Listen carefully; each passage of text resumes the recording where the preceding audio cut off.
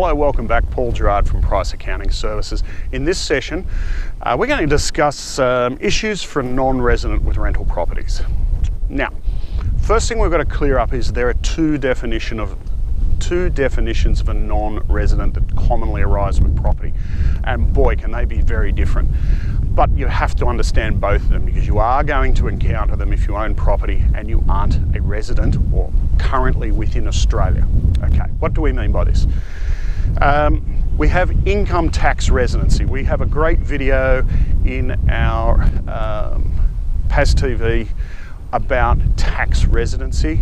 Check that out. That explains taxation residency, whether you're inbound or outbound. Okay, very important distinction between the two. Okay, so whether, say, you've arrived from England and you're staying for a year, you may not be a tax resident. Alternatively, you might have departed Australia and you're moving to the UK for 18 months, 2 years, maybe a bit longer. And again, you might still be as an Australian tax resident. So clearing up these issues is so critical. Now, what are the two issues? Okay, non-residency for income tax purposes will affect the way your taxable income is taxed in Australia. So your rental property income and its deductions. So if you're a non-resident, key issues are these. Only your Australian source income, for example, your rental income and the rental expenses will be assessable. Which means if you have a negatively geared property, you might be accumulating tax losses in your tax return. Fairly inefficient, but they do accumulate and you can retain those losses until such time you return to Australia. So you might return in 3 or 4 years' time, work in Australia again and have a bit of a tax holiday.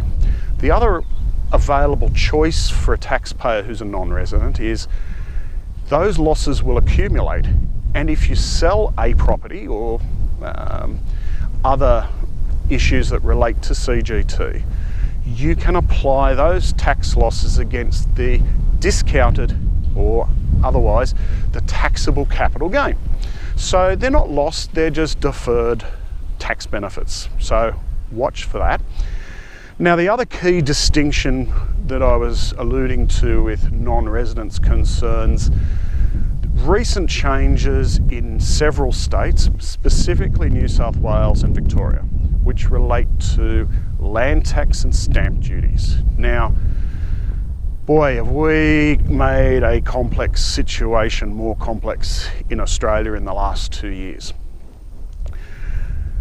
The rules around land tax and stamp duty now apply very punitive penalties to people who are not a tax resident of Australia or who might not be citizens. And it's really important to read the specific rules if you even think you might be affected. And your tax advisor or your lawyer or somebody might be a good place to start if you're not sure. But, for example, in New South Wales, if you're not a citizen, and let's say you're a permanent resident, permanent residents might be subject to land tax surcharge in some occasions, okay? But when they leave Australia, it will certainly apply. So really important that you check these things out if you think you might be affected. Discuss them with your advisor because these taxes are huge, okay? And failure to register is not an out because the penalties will accumulate and the tax will accumulate and it's not deductible in later years and it's a real mess. So get it right, get some advice.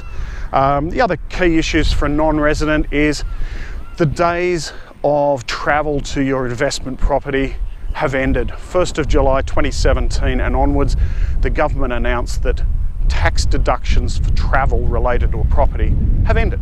So many non-resident taxpayers at times sought to claim a proportion of their travel and say, hey, look, this relates to me checking out my investment property and also see mum and dad and have a holiday. It's just not going to wash anymore. So that's ended, something to watch. And again, prior to 1st of July 2017, it always was a concern and probably needs a little bit of guidance and advice if that was something you're doing, because it's a high risk area for claiming deductions. So I hope that helps sort out some issues for a non-resident. Again, if you ever need the advice, check it out with your tax advisor, and we welcome your inquiries, or watch us on another one of these videos, and look forward to you watching further videos in our playlist, subscribing to our YouTube channel, and we look forward to seeing you again. Till then, bye.